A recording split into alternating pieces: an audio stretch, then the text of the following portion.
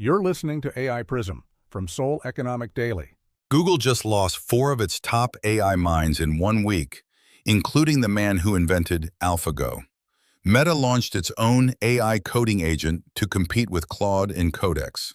Seoul opened its 3rd cohort of a quantum computing startup accelerator, with 30 new founders starting this week.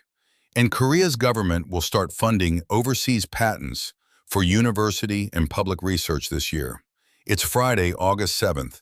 Let's look at what this means for job seekers and graduates in Korea. Google is restructuring its AI leadership after a wave of departures, a sign of just how competitive hiring has become across the industry's top labs. At the same time, Meta, OpenAI, and Anthropic keep racing to launch coding agents, reshaping what skills employers actually want from new engineers. In Korea, government and city programs are trying to build new career paths in frontier fields like quantum computing, backed by fresh funding for research and patents. Here's what the numbers show. Demis Hassabis stepped down as DeepMind CEO, and Jeff Dean left Google after 27 years, following Noam Shazir to OpenAI and John Jumper to Anthropic earlier this year. Google plans to invest $205 billion in AI this year, adding pressure to deliver results despite the leadership churn. Meta's new coding agent, Muse Code, scored 82.9% on the Terminal Bench 2.1 benchmark, beating OpenAI's Codex at 81.8%, but trailing Anthropic's Claude Code at 86.7%. Seoul's Quantum Campus has produced 25 business ideas and 4 startups since 2024. And its 3rd cohort of 30 people started training this week. One graduate startup, OptiQ Labs, patented a laser module technology and raised 200 million won, about $140,000, in early funding.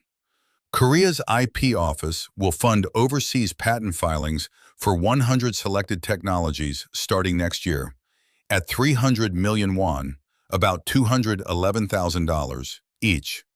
So what does this mean for students and graduates in Korea? Earlier, we said Google just lost 4 of its top AI minds. Here's what that actually means for you. Talent is flowing toward Anthropic, OpenAI, and startups.